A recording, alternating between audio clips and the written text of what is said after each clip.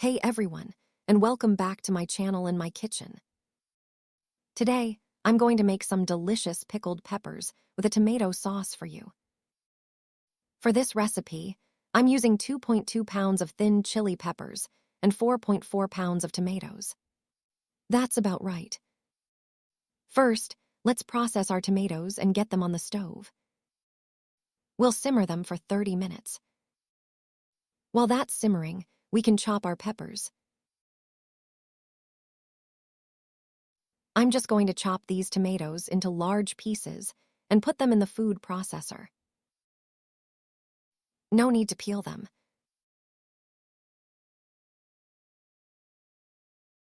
Now, I'm transferring the processed tomatoes to a suitable pot.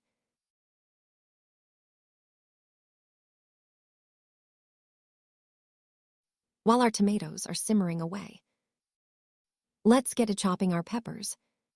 After it starts boiling, we'll simmer the tomatoes for another 20 to 30 minutes. You can chop the stems off the peppers on a cutting board if you like.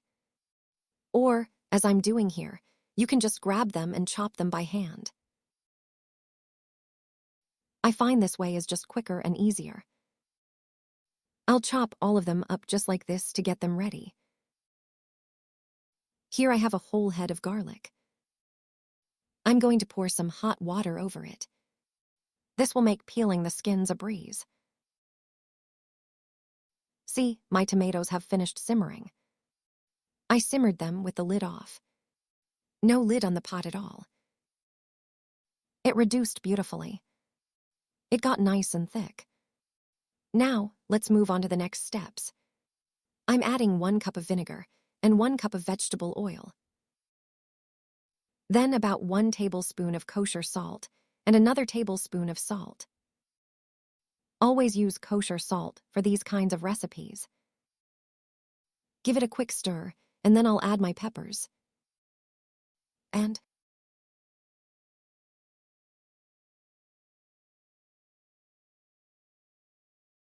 give it a good mix.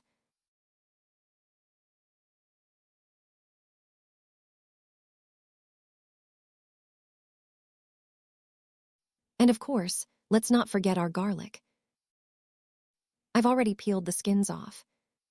And chopped the garlic. I'm adding that in too.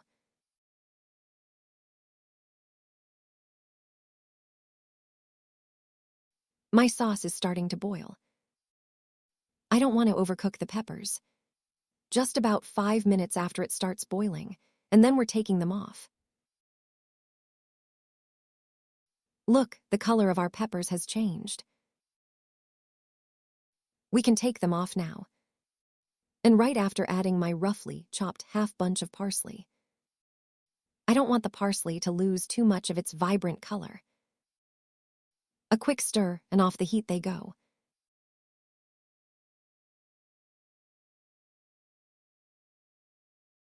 Now, we're going to start filling our jars with this hot mixture. Of course, we washed our jars beforehand. We washed and dried our lids really well. Let's fill our jars evenly. First, I'll wipe the rim of the jar and then place our lid on. I'm going to use a kitchen towel here.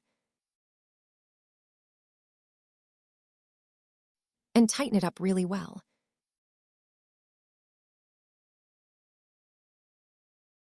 And screw it on tight.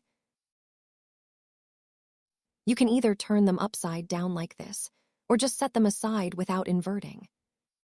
It's perfectly fine either way. I'll fill my next jar the same way, making sure to distribute everything evenly.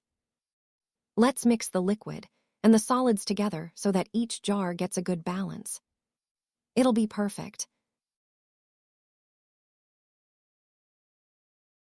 I'll place the lid on, giving it a good twist and turn to secure it tightly.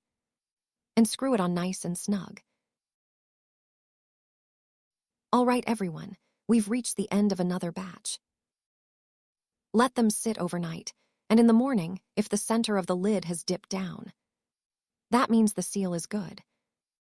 There won't be any issues. You can keep these for a year, even 2 years. They look absolutely delicious.